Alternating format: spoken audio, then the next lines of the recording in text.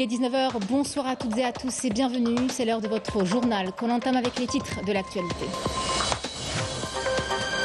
Le président du Conseil de la Nation, Salah Boudil, a salué depuis Ankara la qualité des relations privilégiées entre l'Algérie et la Turquie, ainsi que le lien de fraternité et d'amitié traduit par la coopération entre les directions des deux pays.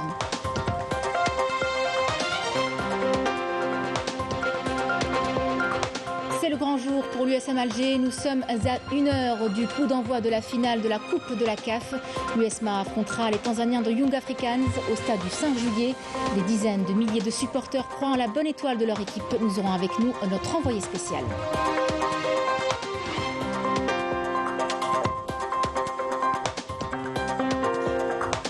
Plus d'1 millier de milliards de dinars, c'est le montant global des investissements sur une certaine période. Un chiffre donné à l'issue d'une journée d'études qui a été organisée par l'Agence nationale de promotion de l'investissement sur le financement et l'accompagnement bancaire des investissements.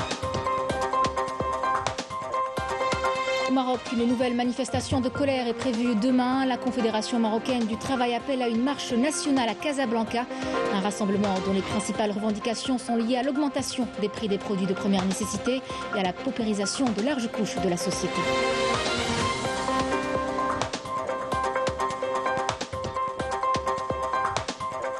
Nous vous parlerons par la suite du centre de thalassothérapie de Sidi Fredj qui connaît une forte affluence à l'approche de la saison estivale. Ces cures proposées à partir de produits dérivés de la mer sont très appréciées. Zoom ce soir sur ce complexe touristique dans notre grand format. Mesdames, Messieurs, bienvenue à vous. C'est le grand jour pour l'USM Alger. Nous sommes à moins d'1 heure du coup d'envoi de la finale de la Coupe de la Confédération africaine de football. Elle opposera à 20h l'USM Alger aux Tanzaniens de Young Africans au stade du 5 juillet. Une finale très attendue.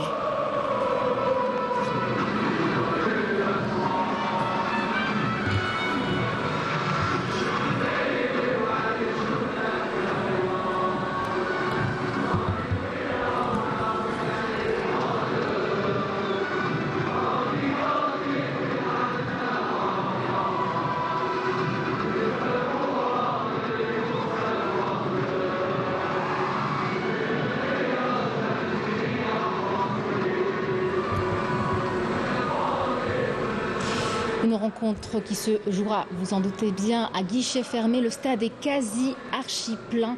Les gradins sont aux couleurs de l'USM Alger.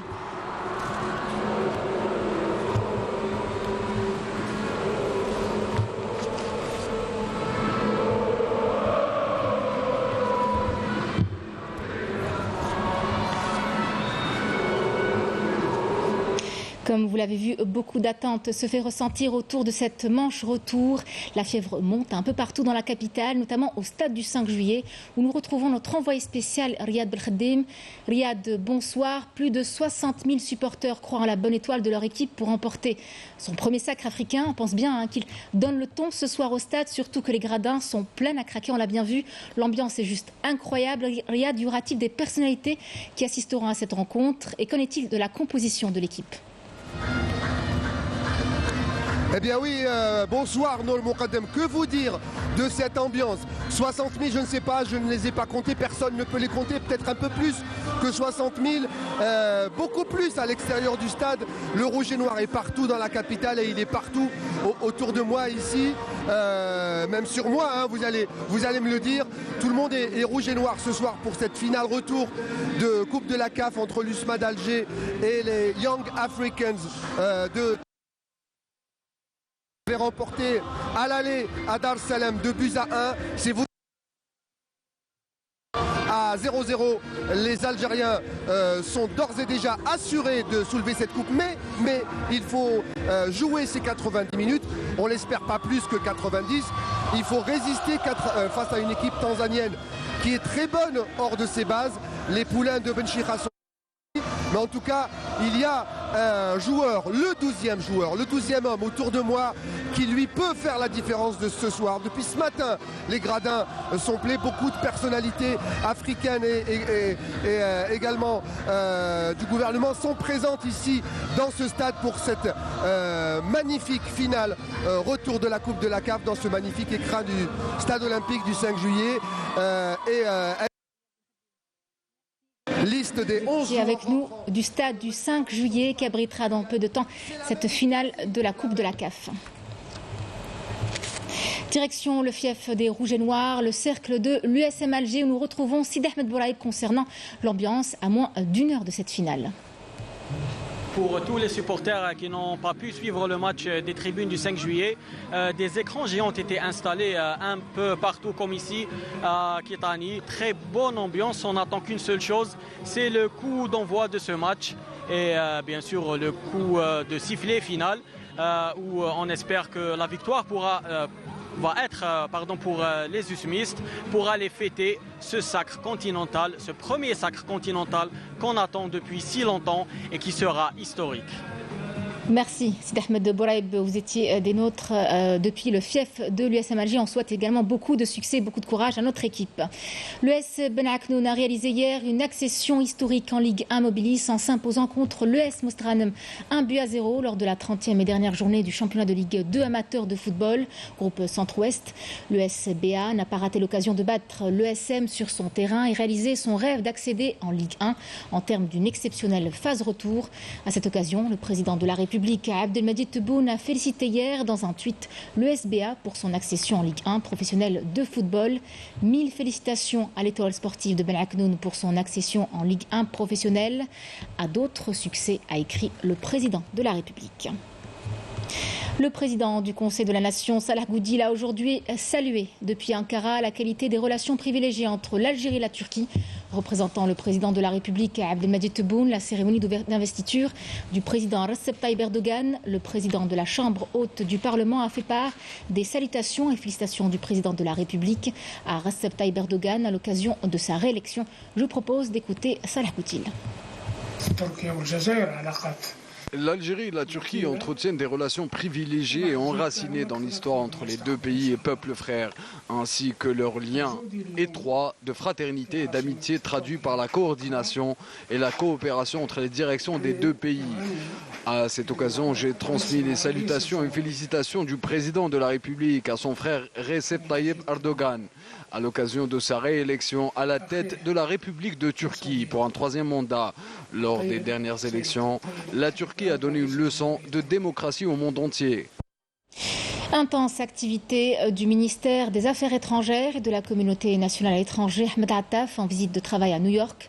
Des entrevues se sont succédées, notamment avec des responsables des Nations Unies, pour aborder les relations de coopération entre l'Algérie et l'ONU. Nombre de dossiers ont été évoqués, notamment celui de l'adhésion de l'Algérie au Conseil de sécurité de l'ONU pour unifier la voix de l'Afrique au sein de cette instance tunisienne. Le ministre des Affaires étrangères du Sierra Leone, David Francis, le ministre des Affaires étrangères de la communauté nationale à l'étranger, Ahmed Attaf, a passé en revue avec son homologue sierra-léonais les voies et moyens de coordination entre les missions des deux pays en prélude de leur adhésion au Conseil de sécurité à partir du mois de janvier prochain. Les deux parties se sont accordées à coordonner avec la République du Mozambique qui adhérera également au Conseil de sécurité pour unifier la voix de l'Afrique au sein de cette instance onusienne. Le chef de la diplomatie algérienne s'est entretenu également avec la vice-secrétaire générale de l'ONU, Amina Mohamed. Les deux parties ont abordé lors de leur discussion les relations de coopération entre l'Algérie et l'ONU dans le cadre de l'exécution du plan de développement durable 2030, adopté comme cadre général pour orienter le travail de développement à l'échelle nationale et mondiale. Ahmed Attaf a eu également une séance de travail avec la déléguée du secrétaire général de l'ONU chargée des affaires politiques, Rosemary De Carlo. Durant cette réunion, plusieurs dossiers politiques qui constituent les principaux axes de coopération entre l'Algérie et l'ONU pour faire régner la paix et la sécurité dans la région et tout le continent. Les deux parties ont passé en revue les derniers développements au Mali, en Libye et au Soudan. À la lumière des défis sécuritaires croissants dans la région du Sahel et du Sahara, en plus de la relance du processus politique au Sahara occidental. Il a également été question de la reprise des négociations directes entre les deux parties au conflit, à savoir le Front Polisario et le Maroc, pour arriver à une solution juste et pérenne qui garantit le droit du peuple sahraoui à l'autodétermination. Les deux parties se sont mises d'accord également pour poursuivre le dialogue et leurs efforts à l'horizon de l'adhésion de l'Algérie au Conseil de sécurité entre 2024 et 2025. Ahmed Attaf s'est entretenu également avec Roux Hilton Todd, ministre des Affaires étrangères de la Guyane.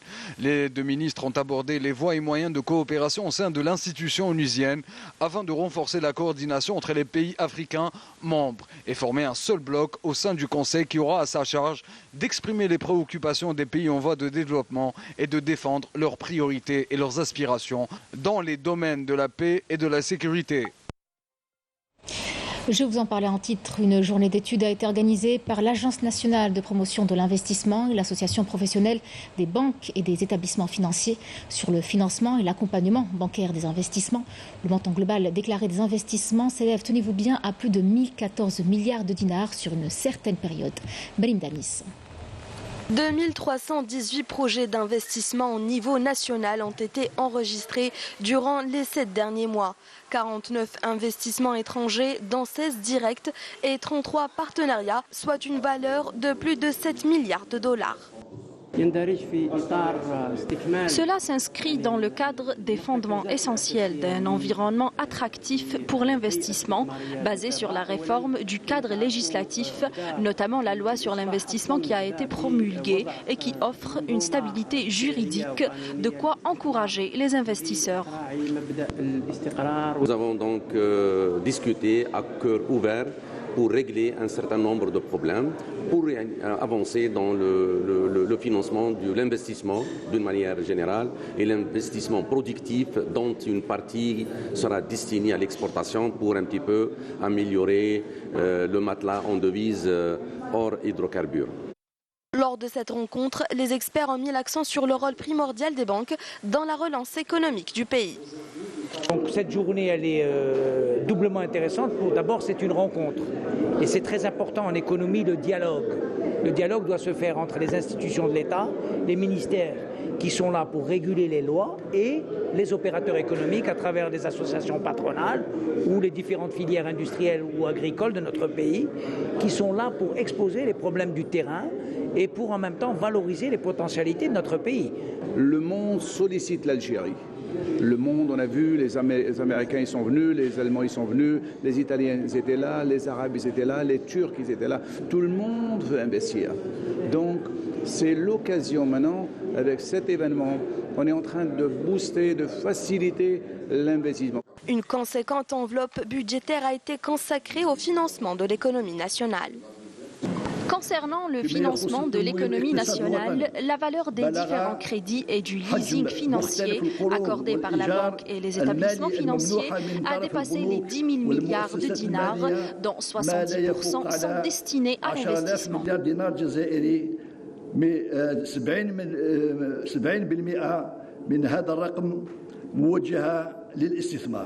Cette rencontre a été couronnée par la signature d'un protocole d'accord de partenariat entre l'API et la Direction générale des impôts en vue de renforcer la coopération et l'échange des informations entre ces deux institutions.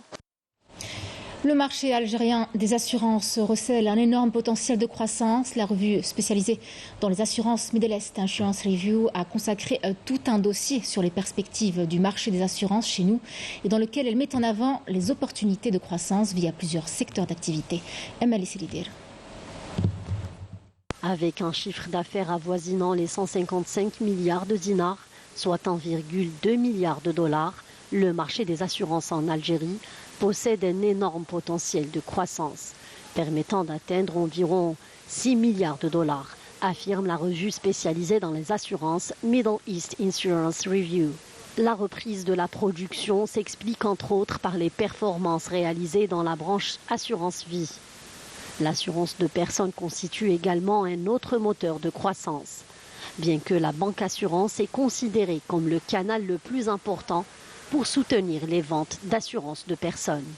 L'article de Middle East met également en avant les opportunités dans le domaine des assurances dommages, en particulier avec la reprise des importations de véhicules en début d'année et d'éventuelles créations d'une industrie automobile en Algérie. La revue souligne que l'industrie des assurances a encore des possibilités de croissance, notamment en proposant des offres adaptées aux petites entreprises et en offrant des assurances contre les risques émergents tels que la cybersécurité. Middle East mentionne également dans son article l'introduction récente de l'assurance Tekaful, ainsi que d'autres opportunités liées à la relance de l'investissement dans l'industrie, les mines, l'agriculture et les énergies renouvelables. Des opportunités qui pourraient augmenter la contribution du secteur des assurances au PIB de notre pays de 0,7% à 1% dans les prochaines années.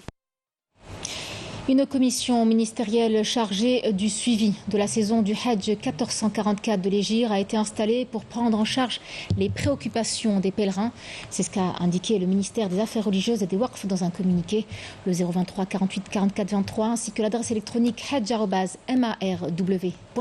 sont mises à la disposition des pèlerins.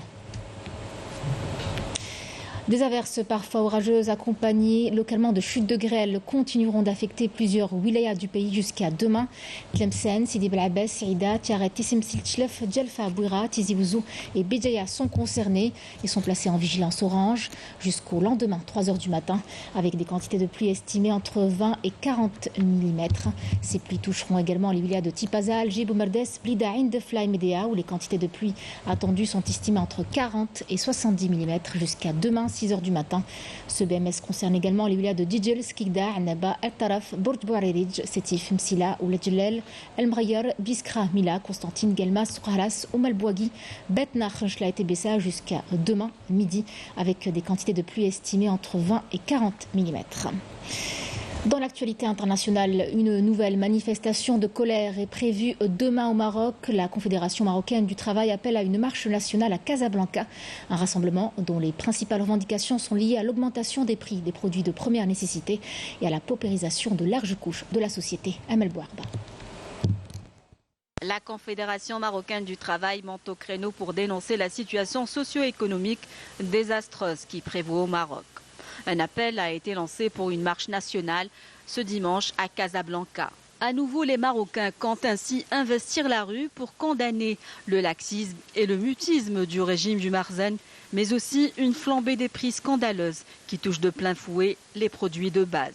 Mais si la cherté de la vie, la détérioration du pouvoir d'achat et la paupérisation de larges couches de la société sont pointées du doigt, la normalisation avec l'entité sioniste et la politique du gouvernement portant atteinte aux droits et libertés continuent de susciter l'indignation des Marocains déterminés à aller au bout de leur combat. Plusieurs syndicats et partis politiques ont annoncé leur adhésion à l'appel de la Confédération marocaine du travail, à l'image de l'Alliance de la Fédération de gauche qui a annoncé sa participation à cette marche nationale.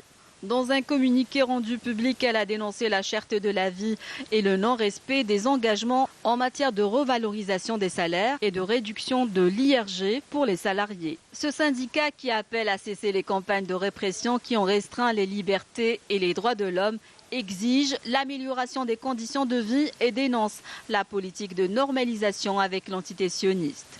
Même son de cloche du côté du Parti de la Voix démocratique travailliste qui s'insurge contre la politique du Marzen qui a entraîné une dégradation des conditions de vie, en particulier des couches vulnérables.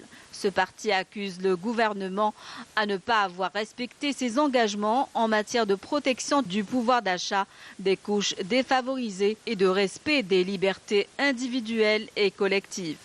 L'appel à la marche de ce dimanche a également trouvé un écho favorable auprès de plusieurs autres syndicats et associations, à l'instar du syndicat national des aéroports, le syndicat national de l'information et des journaux, celui des agents d'hygiène et de sécurité ou encore le syndicat national des métiers du tourisme. Autant dire que le Marzen fait face à une contestation sociale de plus en plus grandissante, d'autant plus que les événements prennent une tournure gravissime à cause de la politique de normalisation avec l'entité sioniste qui impose désormais une mainmise sur le Maroc.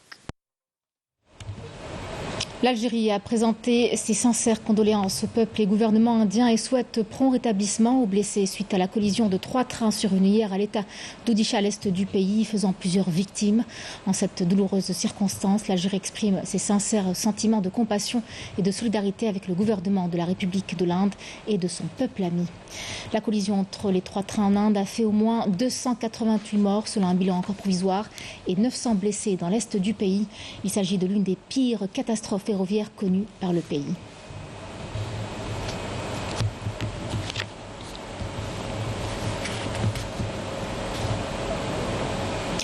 Revenons à présent à l'actualité du jour. Revenons au stade du 5 juillet où, pour parler justement de cette finale très attendue qui opposera l'USM Alger aux Young Africans. On retrouve Riyad Belkhadim. Rebonsoir Riyad. Alors, quelle est la composition de l'équipe ? Eh bien la compo, voilà, on s'était arrêté tout à l'heure avant de donner la composition. Pas de changement, on ne change pas une équipe qui gagne comme je disais tout à l'heure par rapport au match aller. Il y a seulement Benzaza suspendu pour cumul du carton remplacé par Missala. Benboud dans les bois, Radouani, Loussif, Alilat, Belhaïd, Chita, Merili, Missala donc, Bousliou, Marius et Tommy Sang. Le 11 de départ et le 11 gagnant, on l'espère, de Abdelhak Benchikha face aux Young Africans dans un stade du 5 juillet. Magnifique, des grands soir, archi comble, vous avez dit 60 000, peut-être même un peu plus. C'est dans moins de 45 minutes que cette finale retour de la CAF va débuter. On l'espère dans 90 minutes. Le sacre africain, le premier dans l'histoire de l'USMA d'Alger. Et on le souhaite. Merci Riyad Belkhadim. Je rappelle que vous étiez en direct avec nous du stade du 5 juillet. Dans notre grand format, ce soir, nous nous sommes intéressés au complexe touristique Thalassothérapie de Sidi Fredj, qui connaît une forte affluence à l'approche de la saison estivale. Ceux qui ont déjà fait l'expérience reviennent cette année se revitaliser et faire peau neuve. Il faut dire que ces cures de qualité sont très appréciées, d'autant plus que les soins proposés à partir de produits dérivés de la mer sont à des prix concurrentiels. Reportage Bede Amarni. Nombreux sont les Algériens adeptes du thermalisme. Le centre de thalassothérapie de Sidi Fredj connaît un engouement de visiteurs qui viennent pour se reposer dans ce cadre agréable et paisible, mais aussi pour des séjours de cure thermale. D'ailleurs, depuis sa rénovation, la demande ne cesse de bondir. Notre source vient de l'eau de mer.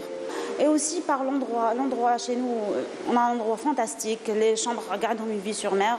Les patients qui souffrent de plusieurs pathologies comme les maladies arthrosiques, les AVC, les accidents de circulation, pour en profiter de rééducation fonctionnelle, de physiothérapie. Ces curistes viennent de toute l'Algérie pour traiter des maladies comme l'arthrose.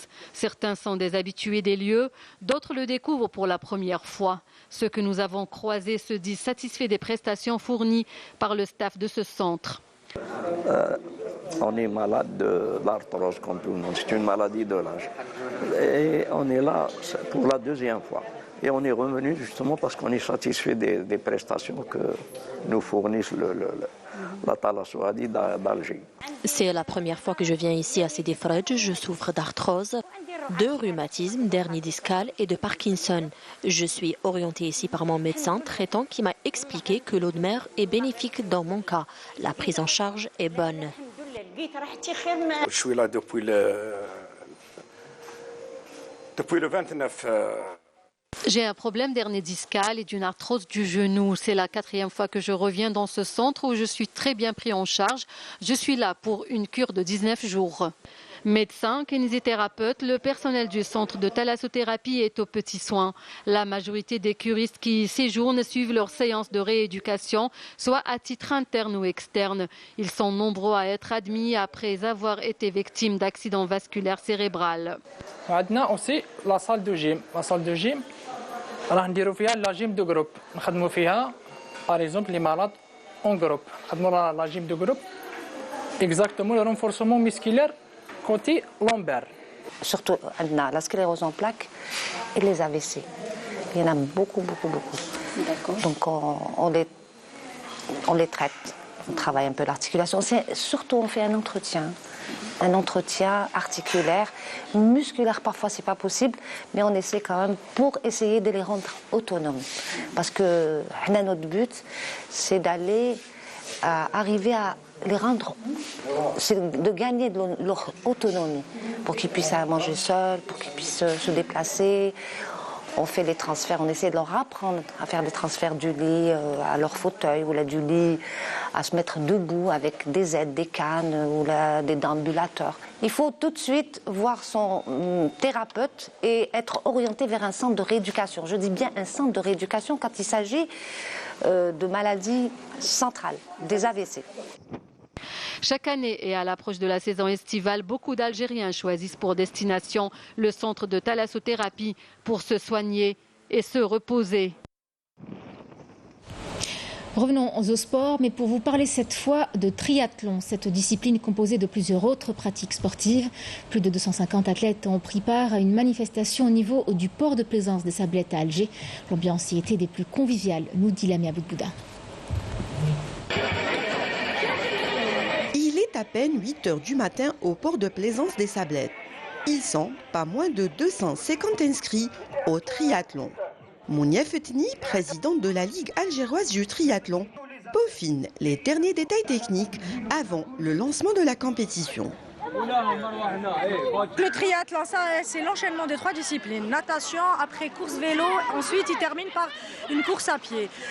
Aujourd'hui, nous avons un site extraordinaire. C'est l'occasion où les nageurs, les cyclistes et les coureurs, les runners peuvent se rencontrer. Aujourd'hui, on organise une étape wilaya, mais nous l'avons, c'est-à-dire nous avons permis aux autres clubs hors wilaya de s'inscrire et du coup nous avons eu un retour extraordinaire.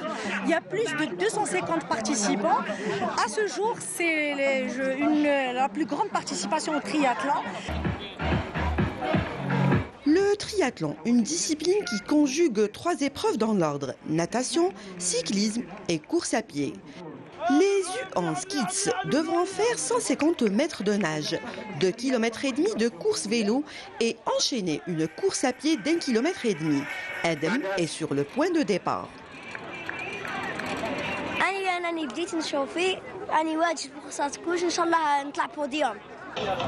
Riyad Bouafia Germesh, 11 ans, il a le parfait attirail du triathlète. L'enfant de décrochera la première place avec brio. تخرج من لا تخرج رابيد تجري كي تخرج من الماء تمشي بيدك الماء مش تمشي معاه باش تمشي مليح وتخرج تجري حتى الفيلو تلبس قشك كي تلبس قشك لازم ما تعطلش لازم تكون رابيد شغل اليوم عندي قداه فرحت. Hicham Imjdouben, 21 ans, c'est son premier triathlon. Il est soutenu et accompagné par sa mère Essia. Je viens d'un background cycliste, donc j'ai découvert aussi la course à pied. Pour ma première compétition, je suis très inspiré pour faire un bon classement. D'ailleurs, j'étais accompagné par ma mère. Et ça va me donner beaucoup de motivation pour aujourd'hui. Je l'encourage et puis n'oubliez pas comme on dit عندنا حنايا نقولوا وراء كل رجل عظيم امرأة. Et là je suis là aujourd'hui pour lui et pour applaudir aussi tous les participants. Oui. Absent au départ. Pour le super sprint des U13, U15 et U17, les athlètes devront faire 400 mètres de nage, 10 km de vélo et 2,5 km de course.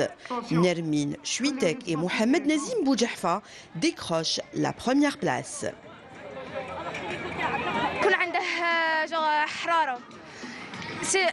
C'est حاجة importante هذه بزاف ونشكر والديا ولا مي بارون الشيوخة تاوعي والكلاب تاعي.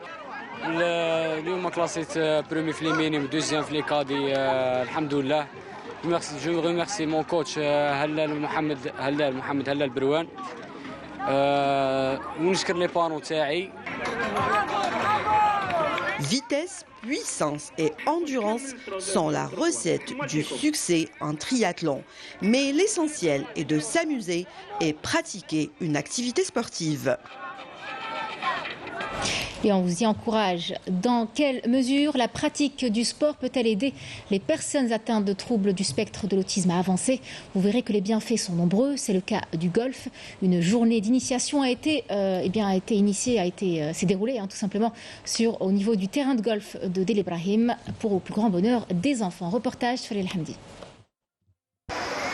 La Fédération algérienne de golf, en partenariat avec la Fondation Elias pour l'autisme, a organisé un concours d'approche et putting au terrain de golf de Del Ibrahim.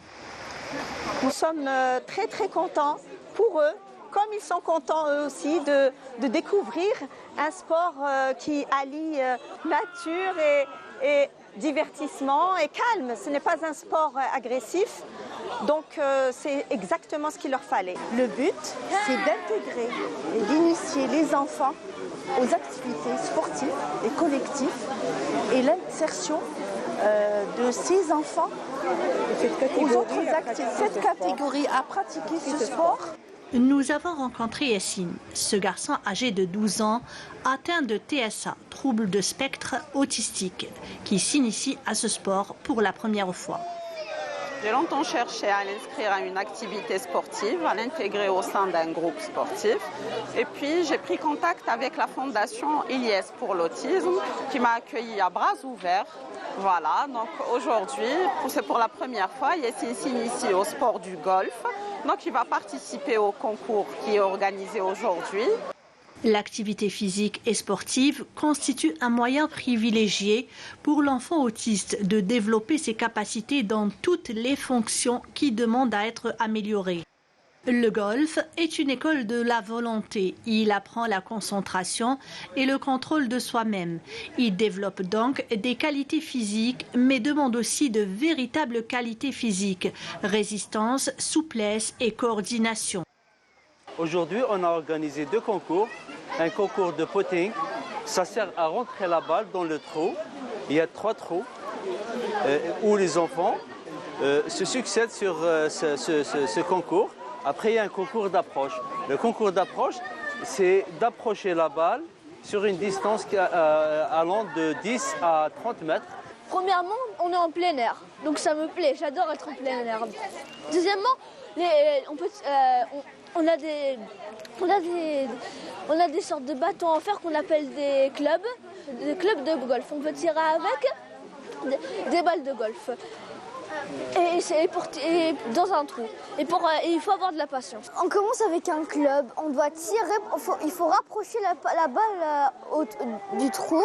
Ensuite, on a du pot à faire pour faire rentrer la balle dans le trou. Et ce sport améliore la précision. Ce qui est recommandé à cet âge est avant tout d'aider l'enfant à prendre plaisir à jouer au golf, lui apprendre à frapper donc la balle tout en s'amusant. Et s'il commence vraiment à être passionné, ça sera également le bon moment pour lui proposer son premier matériel de golf junior, des sacs et des vêtements adaptés en taille et en poids aux petits gabarits. C'était le journal de la rédaction. Merci de l'avoir suivi. Je vous souhaite une excellente soirée avec la suite de nos programmes et à très vite.